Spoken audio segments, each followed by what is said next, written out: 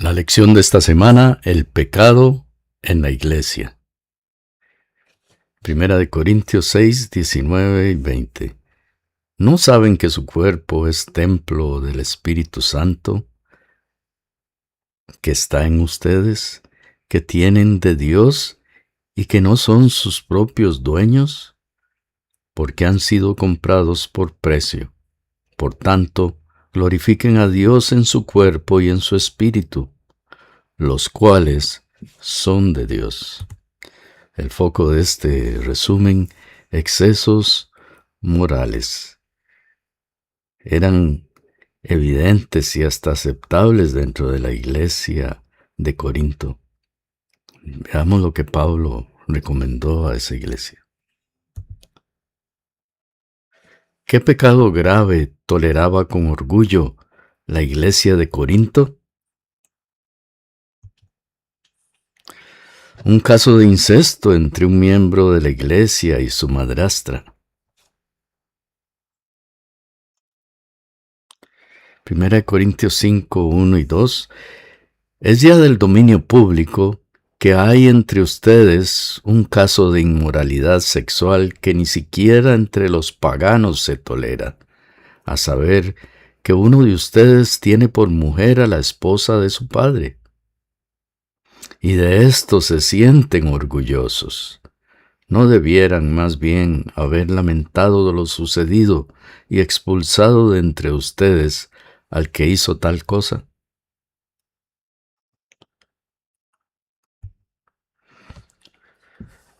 La expresión "la esposa de su padre" sugiere que Pablo se refiere a la relación incestuosa entre un hombre y su madrastra.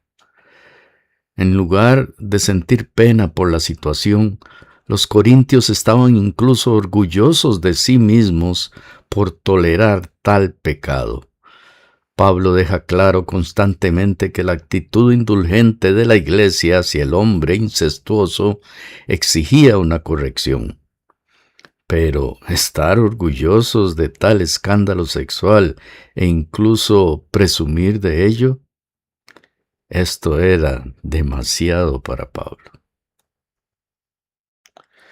¿Cómo ordenó Pablo abordar el escándalo sexual de incesto? Aplicando disciplina eclesiástica y expulsando al pecador de la congregación. 1 Corintios 5, 2, 5. Y de esto se sienten orgullosos. ¿No debieran más bien haber lamentado lo sucedido y expulsado de entre ustedes al que hizo tal cosa? Yo por mi parte, aunque no estoy físicamente entre ustedes, sí estoy presente en espíritu y ya he juzgado, como si estuviera presente al que cometió este pecado. Cuando se reúnan y yo los acompañe en espíritu, en el nombre de nuestro Señor Jesús y con su poder, entreguen a este hombre a Satanás para destrucción de su carne, a fin de que su espíritu sea salvo en el día del Señor.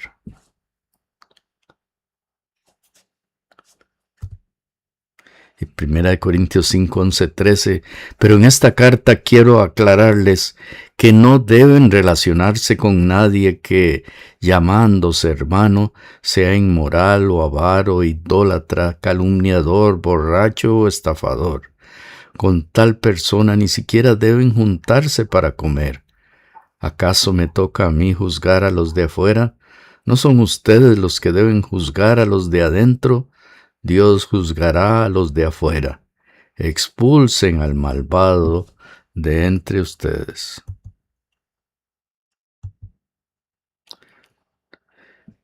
La lección del lunes: entreguen al tal a Satanás. Debido a que este hombre no eligió estar bajo la protección de Dios, viviendo en obediencia a Él, se había hecho vulnerable a Satanás. Por lo tanto, esta expresión puede significar simplemente algo así como: permitan que coseche el fruto de sus decisiones. ¿Dónde prohibió Pablo que los hermanos resolvieran sus diferencias internas? Ante los tribunales civiles de la sociedad secular. 1 Corintios 6, 1 al 6. Si alguno de ustedes tiene un pleito con otro, ¿cómo se atreve a presentar demanda ante los injustos en vez de acudir a los creyentes? ¿Acaso no saben que los creyentes juzgarán al mundo? Y si ustedes han de juzgar al mundo, ¿cómo no van a ser capaces de juzgar casos insignificantes? ¿No saben que aún a los ángeles los juzgaremos? ¿Cuánto más los asuntos de esta vida? Por tanto, si tienen pleitos sobre tales asuntos, ¿cómo es que nombran como jueces a los que no cuentan para nada ante la iglesia? Digo esto para que les dé vergüenza. ¿Acaso no hay entre ustedes nadie lo bastante sabio como para juzgar un pleito entre creyentes? Al contrario, un hermano demanda a otro, y esto ante los incrédulos.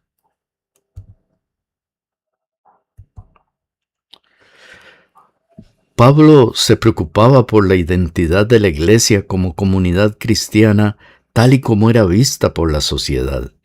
Los cristianos no deberían sacar los trapitos al sol, ni recurrir a medios seculares para juzgar asuntos internos.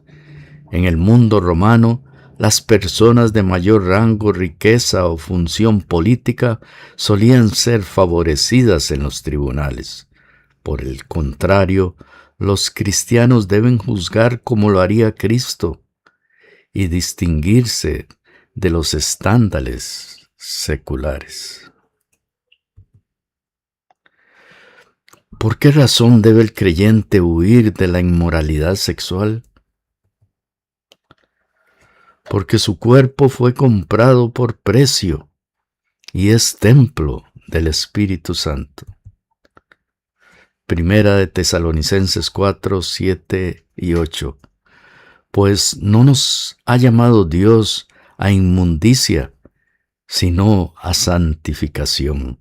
Así que el que desecha esto no desecha a hombre, sino a Dios, que también nos dio su Espíritu Santo. Y 1 Corintios 6, 17 al 20. Pero el que se une al Señor se hace uno con Él en espíritu. Huyan de la inmoralidad sexual. Todos los demás pecados que una persona comete quedan fuera de su cuerpo. Pero el que comete inmoralidades sexuales peca contra su propio cuerpo. ¿Acaso no saben que su cuerpo es templo del Espíritu Santo, quien está en ustedes y al que han recibido de parte de Dios?